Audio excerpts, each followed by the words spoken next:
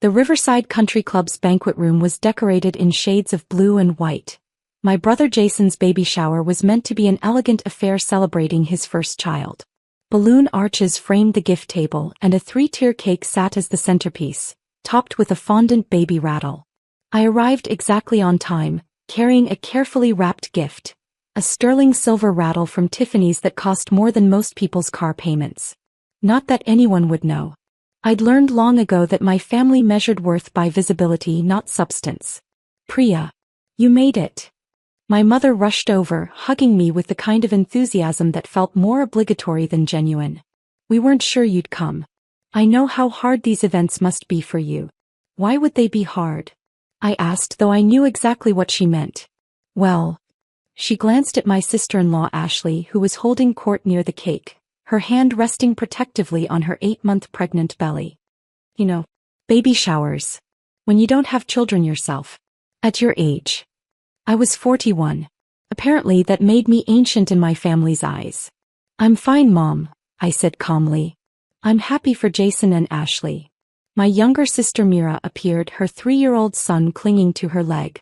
Priya, I saved you a seat at our table. She lowered her voice. Away from the mommy talk brigade.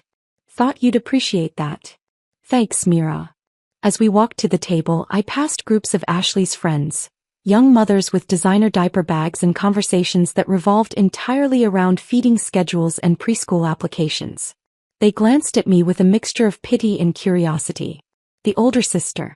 The childless one. The career woman who'd waited too long. Priya.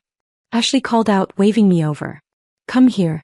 I want you to meet my friends from my mommy group. I approached, keeping my expression neutral. This is my sister-in-law Priya, Ashley said, her voice dripping with sympathy. She's a doctor. Very successful. Very dedicated to her career. The way she said dedicated to her career made it sound like a terminal illness. Oh, a doctor, one of the women said brightly. That must be so fulfilling. It is, I confirmed.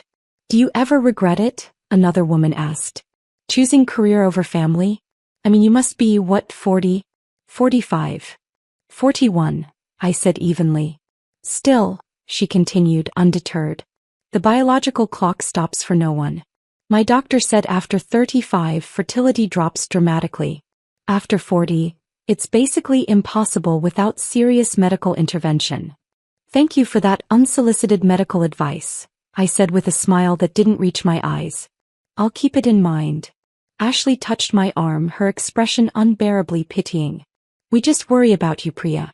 You're always working. We never see you with anyone. Don't you want a family of your own? I have a family, I said, gesturing around the room. I'm here, aren't I? You know what I mean, she pressed. A husband. Children. A real family. Before I could respond, the event coordinator called everyone to their seats. The shower was beginning and Ashley needed to open her mountain of gifts. I sat between Mira and my Aunt Kavita, watching as Ashley exclaimed over onesies and receiving blankets and an expensive stroller system. My gift, the silver rattle, received a polite thank you but was quickly set aside in favor of more practical presents. That's a beautiful gift, Aunt Kavita murmured. Tiffany's. Yes. Wasted on Ashley, she said bluntly. She won't appreciate it. About halfway through the gift opening, Ashley's best friend Michelle stood up with a microphone. Hey everyone. Time for some games. First up, guess the baby food. There were groans and laughs as jars of pureed food were passed around. I participated politely, though the whole thing felt absurd. Next game, Michelle announced. Advice for the new mom. Everyone write down your best parenting tip. Cards were distributed. I stared at mine, pen hovering over the blank space. What could I possibly write that wouldn't sound hollow? Having trouble? Ashley's mother, Patricia, leaned over. It's okay if you skip this one, dear. You wouldn't really have any advice to give. I set down my pen without writing anything. The games continued, guessing Ashley's belly size with ribbon, decorating onesies, a diaper-changing race. With each activity, the divide between the mothers and me grew more obvious. They traded knowing looks and inside jokes about sleepless nights and explosive diapers. I sat quietly checking my watch. Finally, it was time for cake. As slices were being served, Ashley stood up, beaming. "I just want to thank everyone for being here," she said, her voice emotional. "Becoming a mother is my greatest dream. I know some people prioritize other things, career, travel, independence. But for me, there's nothing more important than family. Nothing more fulfilling than motherhood." Her eyes found mine across the room, and though she smiled, the message was clear. I had chosen wrong. I had prioritized the wrong things. I was missing out on life's greatest joy. "Some of us are lucky enough to figure out what matters while we still have time," she continued. "Others." She paused meaningfully. "Well, let's just say I'm grateful I didn't wait too long." My mother actually winced. Mira grabbed my hand under the table. "To Ashley and Jason," Michelle raised her glass. "And to their beautiful baby boy coming soon." Everyone cheered. I raised my glass of sparkling water and drank.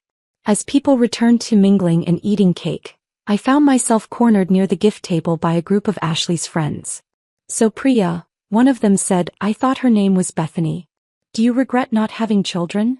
"I don't think that's an appropriate question," I replied. "I'm just curious," she pressed. "I mean, you're successful, you're smart, you obviously make good money. But you're also alone. Do you ever lie awake at night wondering what you missed?" "Face it, you're too old now," another woman, Sarah maybe, said with brutal honesty. "Even if you wanted kids at this point, it's probably not happening. No kids for you." The group nodded sadly as if I'd received a terminal diagnosis. My mother appeared, her expression pained. "Priya has made her choices. We can't judge her for that." "Such a shame though," Aunt Kavita added, shaking her head. "She would have been a good mother. If she hadn't been so focused on her career." I just smiled and looked at my watch. 3:47 p.m. "Any minute now." "Are you leaving?" Ashley demanded, suddenly beside me. "The shower isn't over. We haven't even done the toast yet." "I'm not leaving," I said calmly. "Just checking the time." "Waiting for an important call from the hospital?" she asked, her tone making it clear she thought my work was just an excuse to avoid real life. "Something like that." The banquet room doors opened and conversations stuttered to a halt as three women entered. The first was Jennifer Moore, my surrogate. She was carrying 2 infant car seats, one in each hand. Behind her, my full-time nanny Maria pushed a high-end double stroller. And beside Maria was my lawyer, Catherine Brooks, carrying a sleek leather folder. The room went completely silent. Jennifer's eyes found mine and she smiled warmly. "Miss Patel, I'm so sorry to interrupt, but the twins' passports arrived this morning. Catherine brought them over since I know you need them for next week's trip to London." She walked directly to me, setting the car seats gently on the table beside the cake. In each seat was a tiny baby girl, maybe 3 months old, both sleeping peacefully.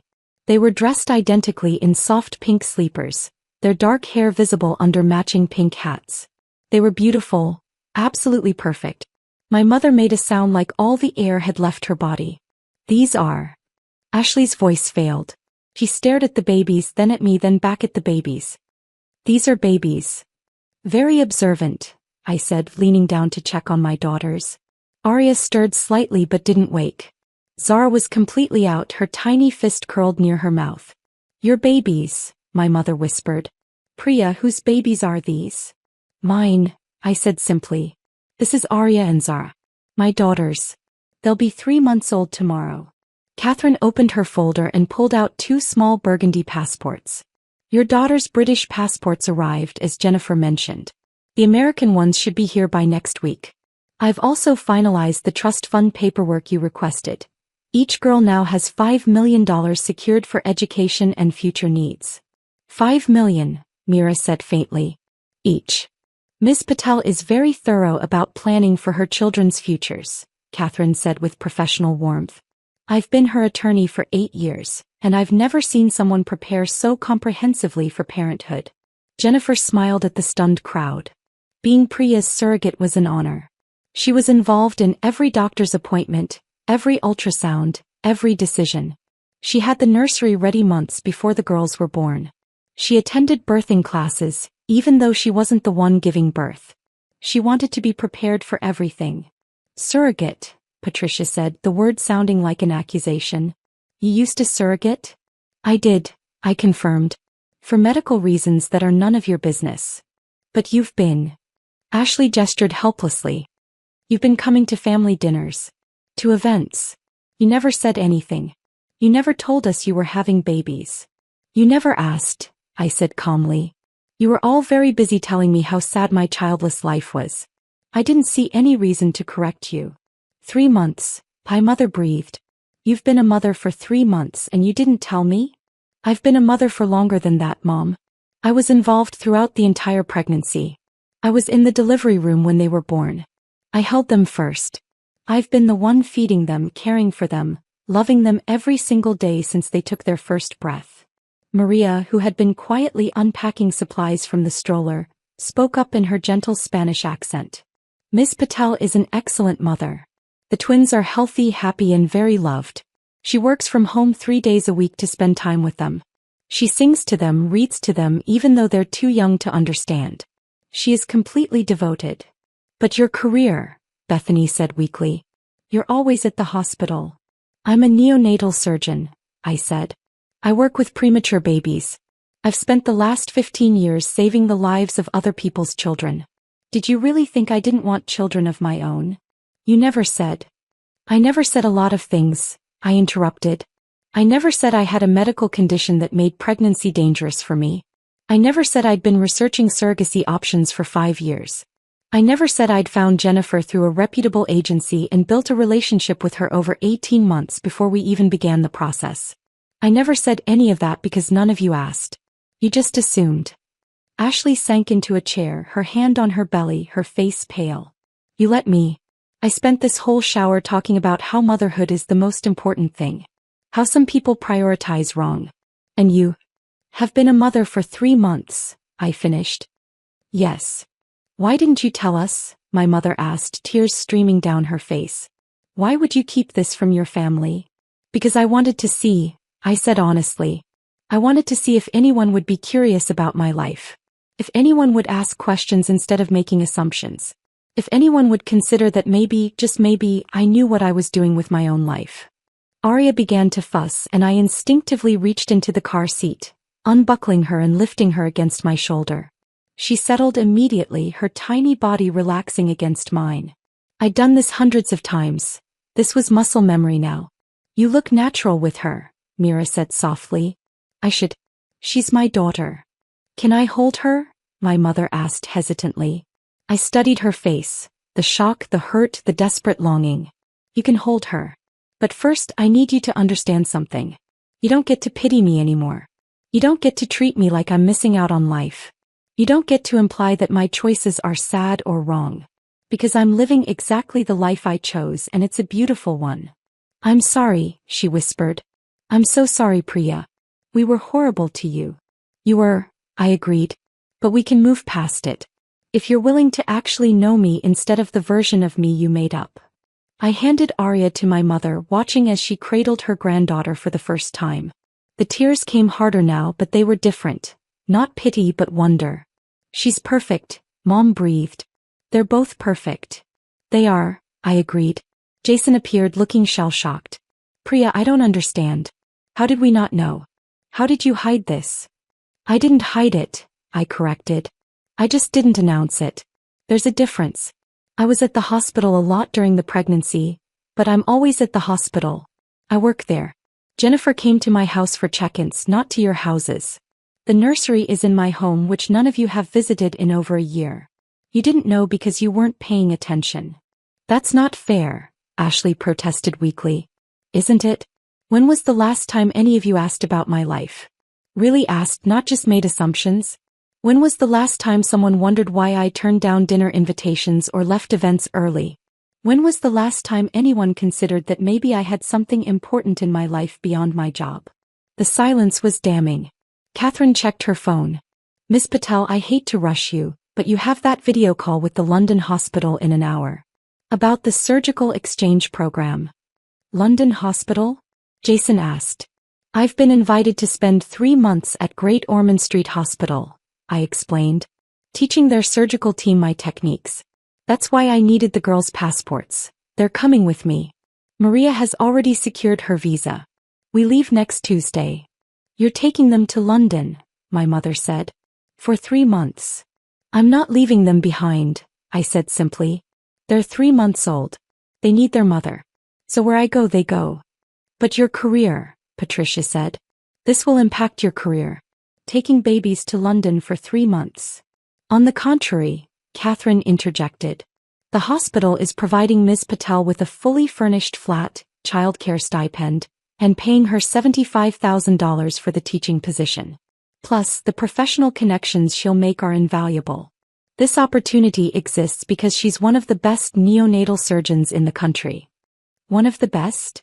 Jennifer laughed. Catherine, don't undersell her. Priya's surgical success rate with premature twins is the highest in North America. She's published 17 peer-reviewed papers. 3 hospitals have tried to recruit her this year alone. She's not one of anything, she's the best. I didn't know that, Mira said quietly. I knew you were good at your job, but I didn't know that I'm exceptional at it. I supplied. Well, because everyone was too busy pitying me for not having kids to ask about what I'd actually accomplished. Maria had been preparing bottles and now she handed one to me. Zara will wake soon. She likes to eat at 4 o'clock. I settled into a chair and lifted Zara from her car seat. She woke on cue, her dark eyes blinking open, and I offered her the bottle. She latched immediately, her tiny hands wrapping around my finger. The room watched in silence as I fed my daughter. This thing I'd done every day for 3 months, this routine that was as natural to me as breathing. You really are a mother, Ashley said, and for the first time her voice held something other than superiority. It held respect. Maybe even envy. I really am, I confirmed. And a damn good one. Better than good, Maria said firmly. The best. She knows every sound they make, every expression. She can tell which cry means hungry versus tired versus needing a diaper change. She hasn't missed a single feeding, a single bath time, a single moment. Even when she's at the hospital saving other babies, she video calls during her breaks just to see their faces. Why surrogacy? Aunt Kavita asked. If you don't mind me asking. I have a heart condition, I explained. Nothing that affects my daily life, but pregnancy would have put dangerous strain on my heart. My cardiologist advised against it. So I explored other options and found Jennifer. It was the right choice for me. But people must judge you, Bethany said. Using a surrogate. Not carrying your own children. Let them judge, I said simply. My daughters are here healthy and loved. That's all that matters. Zara finished her bottle and I lifted her to burp her. She let out a satisfying burp that made several people laugh. Like mother, like daughter, Mira joked. You always had the best burps. Thanks, I think, I said, smiling despite myself. Ashley stood up and walked over, standing awkwardly beside my chair. Can I hold one?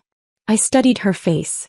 The superiority was gone, replaced by genuine curiosity and something that looked like remorse.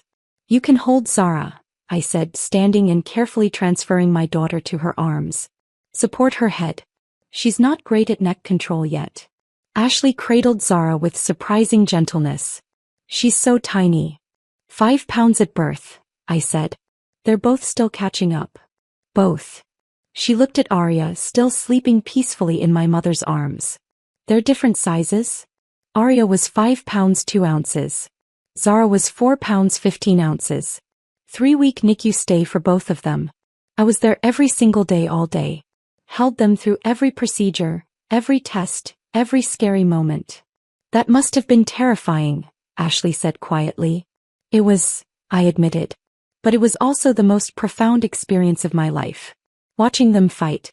Watching them grow stronger every day. Knowing they were fighters just like their mother. I'm sorry, Ashley said, and she actually meant it. I'm sorry for everything I said. For everything I implied. You didn't deserve that. No, I didn't, I agreed. But I understand why you did it.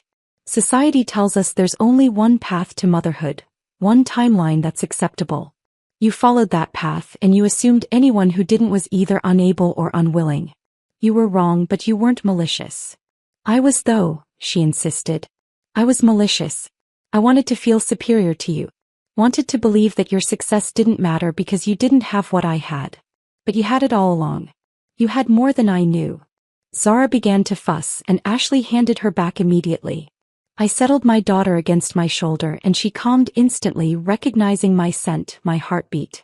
They know you, Jennifer observed.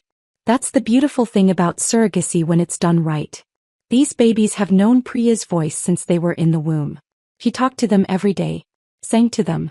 They know their mother. Tell us about them, my mother said softly, still holding Arya. Tell us everything. Their birth, their personalities, everything we've missed. I looked around the room, at my family, at Ashley's friends, at all these people who judged me without knowing me. They were listening now. Really listening. Arya was born first, I began. At 6:47 a.m. on January 15th. He came out screaming, loud, angry, demanding. Zara followed 3 minutes later, much quieter. She looked around like she was taking it all in, trying to understand her new world. That tracks, Mira laughed. You were the loud, demanding one. I was the quiet observer. Arya is still loud, I confirmed. She wants what she wants immediately. Zara is more patient, more contemplative. Arya fights sleep like it's her sworn enemy. Zara goes down easily but wakes up alert and ready to play. Do they look like you? Someone asked. They look like themselves, I said. But yes, there are similarities. My nose. My hair. The donor we chose had similar features to mine, similar background. It was important to me that they'd feel connected to their heritage. Donor? Patricia asked. Sperm donor, I clarified. I'm not in a relationship. I wanted children, so I made it happen on my own terms. That's... Patricia struggled for words. That's very modern. That's very practical, I corrected. I'm 41 years old. I didn't want to wait for some perfect partner who might never materialize. I wanted to be a mother, so I became one. What do you tell them? Bethany asked. About their father? When they're old enough, I'll tell them the truth. That they were desperately wanted. That I chose every aspect of their existence carefully and lovingly. That they have a mother who would move mountains for them.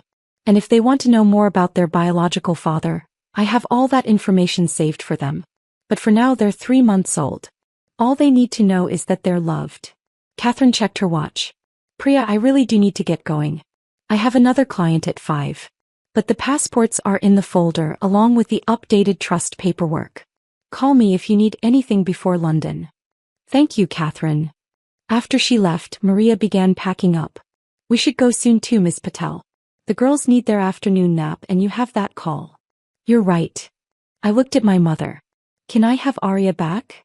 She handed over my daughter reluctantly. Can we visit? Before you leave for London? You can come to my house tomorrow, I said. 2 o'clock. I'll give you the grand tour of what you've missed. Tomorrow, she agreed, her voice thick with emotion. We'll be there. As Jennifer, Maria, and I prepared to leave, collecting bottles, blankets, burp cloths, all the paraphernalia that comes with twins, my family watched silently. Priya, Jason said finally. I'm happy for you. Really happy. And I'm sorry we didn't give you the chance to share this with us. You can share it now, I said. If you want to know my daughters, I'll let you. But you have to actually care. You have to show up. You have to stop assuming and start asking. We will, Mira promised. I will. I want my son to know his cousins. Then bring him tomorrow, I said. The girls should know their family. As we walked toward the doors, me carrying Arya's car seat, Jennifer carrying Zara's, Maria pushing the stroller loaded with supplies, Ashley called out. Priya, wait. I turned. She walked over, her pregnant belly prominent between us. You said you're a neonatal surgeon. You work with premature babies. I do.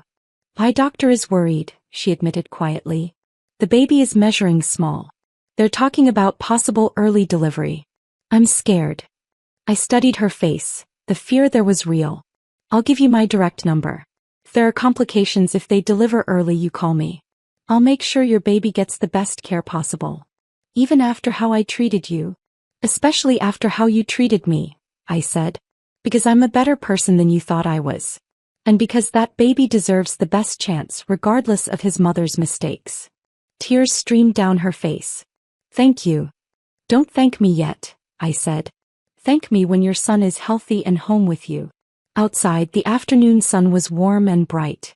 Maria loaded the car seats into my SUV. A practical, safe vehicle that had room for 2 car seats and all the equipment twins required. That was intense, Jennifer said. Are you okay? I'm perfect, I said honestly. I just proved that every assumption they made about me was wrong. That's pretty satisfying. Your daughters are lucky, she said. To have a mother who's so strong. I'm lucky, I corrected. To have daughters who make me want to be strong. As I drove home, both girls sleeping peacefully in the back seat, I thought about the shocked faces at the baby shower. The assumptions that had been shattered. The pity that had been exposed as condescension. They'd thought I was missing out on life. But I'd been living a fuller life than any of them knew. Tomorrow I'd show my family the nursery I'd designed. The library of books I'd already collected for my daughters. The photo albums documenting every day of their young lives. The evidence of my love, my preparation, my absolute dedication to motherhood. But today I'd done something more important. I'd proved that there's more than one way to become a mother. More than one timeline. More than one definition of family. And I'd proved that the people who judge you for your choices usually know the least about your life. As Arya stirred and made a small sound, I reached back and touched her tiny foot. We're almost home, baby girl, I murmured. Almost home. And I realized that was the best part of all. After years of family gatherings where I felt like an outsider, I finally understood what home really meant. It wasn't a building. It wasn't even a relationship. It was 2 tiny girls, 3 months old, who knew my voice and my heartbeat and loved me unconditionally. That was home. And I'd chosen it on my own terms.